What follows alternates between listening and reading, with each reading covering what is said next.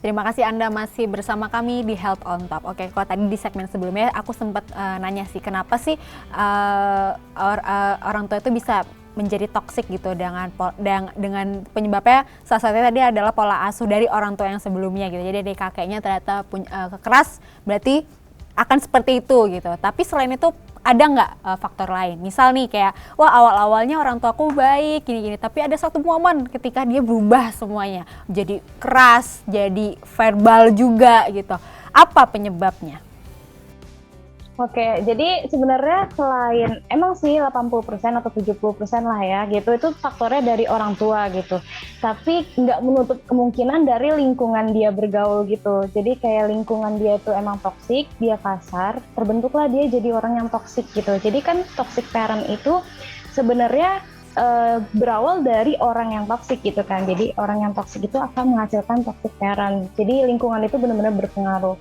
Dan orang tuanya itu nggak menyadari kalau anaknya itu toksik, jadi kayak dibiarin aja, kayak ngerasanya normal-normal aja, tapi ternyata di belakang dari orang tuanya itu dia misalkan dia bandel dan lingkungannya memang nggak kondusif kayak gitu, dan akhirnya dia menjadikan orang yang toksik di masa depan gitu sih, Fiana.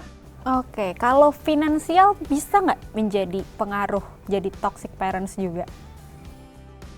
Finansial, maksudnya ini finansial keluarganya gitu ya? Sebagai, misalnya kan kita bicara orang tua ya, misalnya ya kita let's say ayah, antara ayah atau ibunya gitu, misalnya finansialnya lagi agak bermasalah, apakah bisa menjadi toksik juga? Karena kan tadi kita sempat ya di awal ngebahas kalau misalnya itu bisa jadi seperti ciri-cirinya tuh kayak bisa menekan si anak untuk bertanggung jawab gitu karena finansialnya lagi bermasalah. Apakah itu bisa, finansial berarti bisa menjadi salah satu faktor? Bisa, sebenarnya bisa gitu. Apalagi dengan finansial itu orang tuanya malah bertengkar hebat, dan sehingga kan ada terjadi kekerasan, itu tuh bisa gitu. Bahwa finansial itu juga salah satu faktor, tapi tidak besar aja gitu. Karena kebanyakan penyebabnya itu dari trauma gitu. Oke, nah kalau misalnya kita melihat dari ya, mungkin dari ayah, entah either ayah atau ibu, apakah memang pola asuh menjadi toksik itu tuh biasanya berawal dari kebanyakan salah tuh dari pola asuh dari ibunya, karena kan bisa dibilang kalau misalnya ibu kan lebih banyak di rumah, jadi lebih banyak yang bisa melihat anaknya langsung gitu. Tapi apakah benar gitu dari pola asuh sang ibu yang akhirnya kapasitasnya lebih banyak lah untuk sering ditemui, kalau akhirnya menjadi toxic parents gitu? Kalau itu aku sendiri belum pernah baca sih jurnalnya mengenai kalau ibu itu akan lebih jadi, maksudnya kayak lebih dominan lah ya jadi toxic parent dibanding ayah, karena belum nemuin jurnalnya membahas masalah itu gitu. Tapi setahu aku kedudukan ayah dan ibu itu kan pernah punya peran masing-masing sama anak gitu ya. Jadi mungkin terlihatnya ibunya lebih dominan atau ayahnya lebih dominan itu ada di rentang usia mana dulu gitu. Jadi nggak bisa dibilang kayak ibu lebih deket sama anak dan ayah enggak gitu. Karena hanya ibu di rumah, itu tuh nggak bisa sih menurut aku gitu.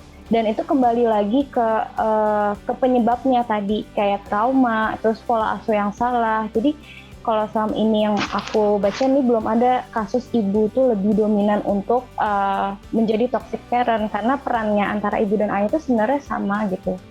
Ada momen-momen di mana ayah lebih banyak berkontribusi, ada momen-momen di mana ibu lebih banyak berkontribusi gitu. Nah, seperti apa momen-momen seperti apa yang akhirnya mereka menjadi terbagi job desk-nya gitu, yang lebih ada momen A ternyata lebih ke ibunya, momen B ternyata ke bapaknya, itu momen-momen seperti apa?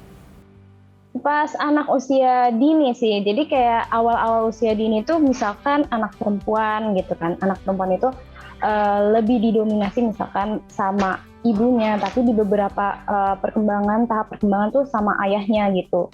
Kayak gitu sih, karena untuk gini, kadang kan ada nih kelihatan yang cowok ke cewek-cewekan, mungkin karena sering di treatment gitu sama ibunya dan anak-anak perempuannya gitu yang lain. Misalnya main boneka terus, maksudnya terus-terusan gitu, sehingga tumbuhnya seperti itu. Jadi kayak pas lagi nyari jati diri gendernya itu lebih baik sama yang sama gendernya gitu di treatmentnya, kayak gitu sih. Jadi seperti itu. Ada momen-momen mungkin lebih lama di situ ibunya, terus di momen-momen misalkan dia sudah lumayan dewasa, itu dia lebih ke ayahnya gitu untuk lebih kuat untuk perempuan gitu. Jadi kayak gitu sih Kak, lebih ke arah sih. Oke. Nah, gimana kalau misalnya kita sudah terjebak dalam keluarga yang toksik ya, maksudnya dari orang tuanya gitu. Apa efek jangka panjangnya yang diterima oleh sang anak dengan didikan orang tua yang termasuk dalam toksik? Ini kalau misalnya orang tuanya udah toksik, terus gimana anaknya keluar gitu? Iya, nggak lebih ke efek ke anaknya seperti apa? Oh, efeknya. Kalau efeknya itu anaknya itu pertama, kalau efek jangka pendek mungkin masih ini ya, penurunan ngerasa diri nggak berharga gitu awal-awal, atau lebih tertutup sebenarnya kayak gitu. Terus sulit untuk meregulasi emosi atau self controlnya terhadap suatu masalah gitu. Tapi kalau udah jangka panjang nih yang bahaya sebenarnya. Jadi kayak pertama, kalau mentalnya lemah, karena kan anak itu dilahirin mentalnya tuh beda-beda gitu kan ya. Jadi kalau dia lemah nih mentalnya, bisa jadi nanti kedepannya dia punya gangguan mental gitu, kayak misalnya ke depresi gitu. Mungkin bisa jadi yang lebih parah lagi gitu kan, karena dia nggak kuat nih kayak menahan semua ini gitu, tanggung jawab dan beban gitu. Tapi kalau anaknya ini mentalnya kuat, bisa jadi dia itu kayak sama tempernya mungkin sama orang tuanya dan membenarkan mungkin kayak gitu. Jadi tergantung sikon dari anaknya sih. Kalau dia lemah biasa gitu, lebih insecure dan dia kayak mudah terkena gangguan mental. Tapi kalau dia kuat biasanya gitu, lebih ke arah sikapnya itu sama gitu sama orang tuanya gitu. Nah, gimana caranya untuk si anak itu misalnya nih udah terjebak tapi dia harus keluar dari didikan toksik itu? Didikan toksik itu untuk keluar ya, kayak tadi hampir mau dibahas juga sebenarnya. Jadi untuk keluar itu sebenarnya harus sadar sih pertama kalau misalnya, oh kayaknya orang tua aku tuh toksik deh gitu. Harus sadar dan punya motivasi untuk berubah. Karena kebanyakan itu mereka nggak sadar gitu, kayak membenarkan orang tuanya juga. Ini kasusnya sih untuk mukul sama kasar ya. Jadi kayak orang tuanya tuh mukul, mereka tuh beranggapan itu demi kebaikan gitu untuk di masa depannya mereka. Jadi kayak ya udah mereka mengiyakan. Jadi pertama untuk keluar tuh mereka harus sadar dulu sih, sadar kalau oh ternyata kayaknya orang tua gue toksik atau orang tua aku tuh toksik. Jadi aku tuh harus kayak berubah, aku harus terapi, aku harus bla bla bla gitu, dan membatasi antara interaksi sama orang tua gitu sih. Nah, itu kan sulit ya untuk menyadari untuk si anak ini kira-kira ada dalam toxic parents gitu. Mungkin dia akan baru menyadari ketika dia sudah dewasa, ya kan. Anak kecil pasti ikut aja gitu apa kata orang tuanya. Ya walaupun memang udah kelihatan dari main KDRT atau perbandingan ya kan, namanya kita anak. Nah, kalau misalnya baru menyadarinya tuh, wah berarti udah panjang dong, karena udah terbentuk kan, sudah dibekali dengan dengan pendidikan yang toksik. Nah itu apakah masih bisa diselamatkan untuk si anak ini?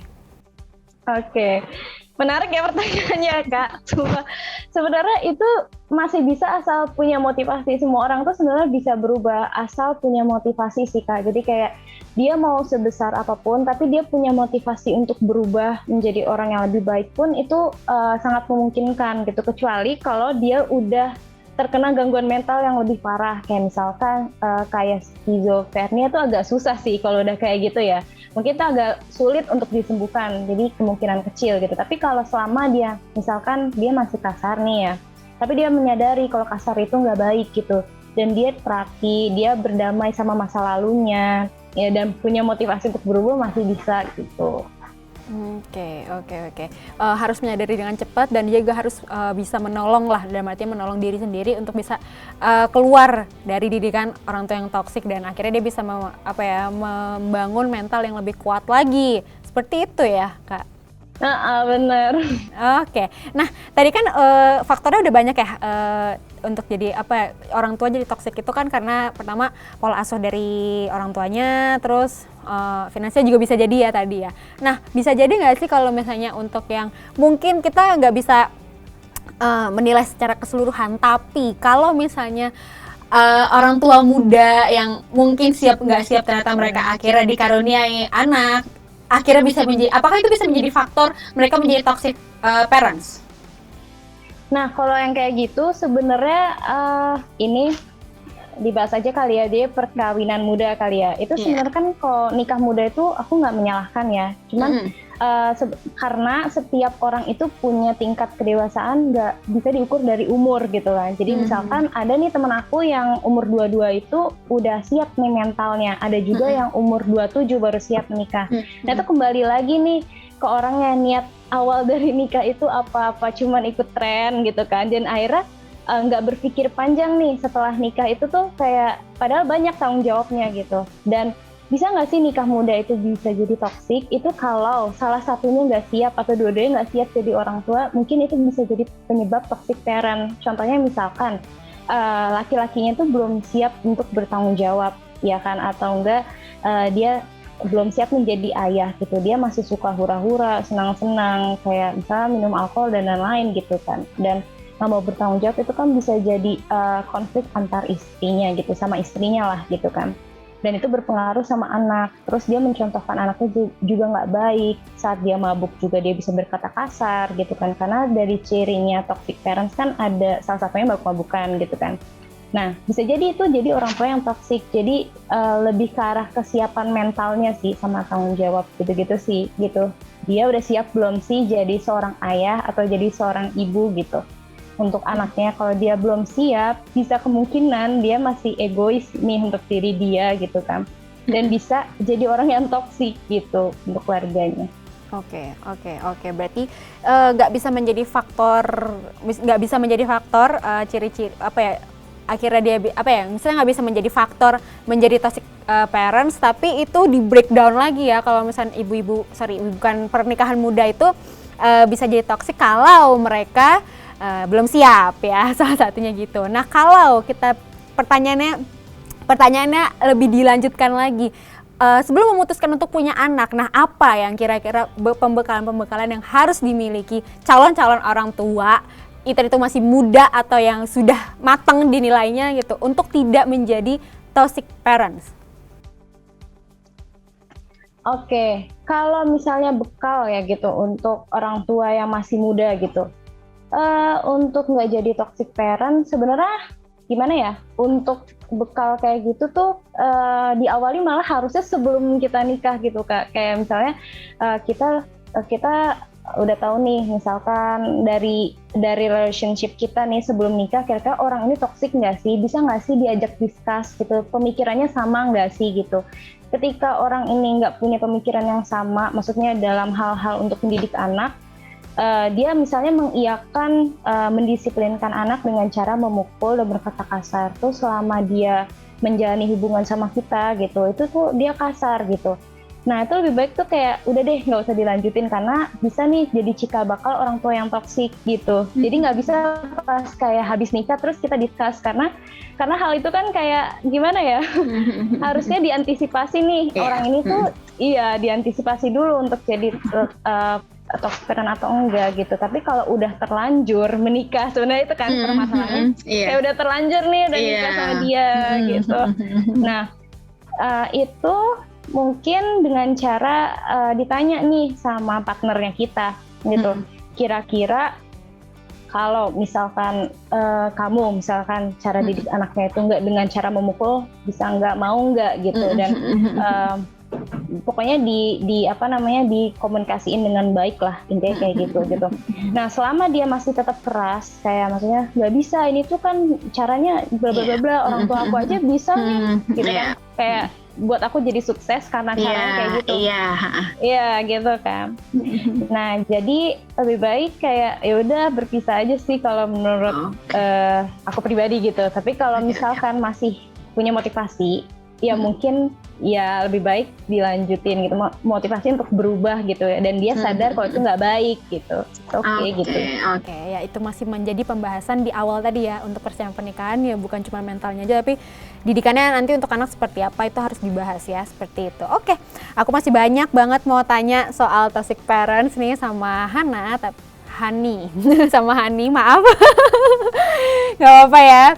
Oke, tapi kita break lagi. Jadi Smart First jangan kemana-mana, tetaplah bersama kami di Health on Top.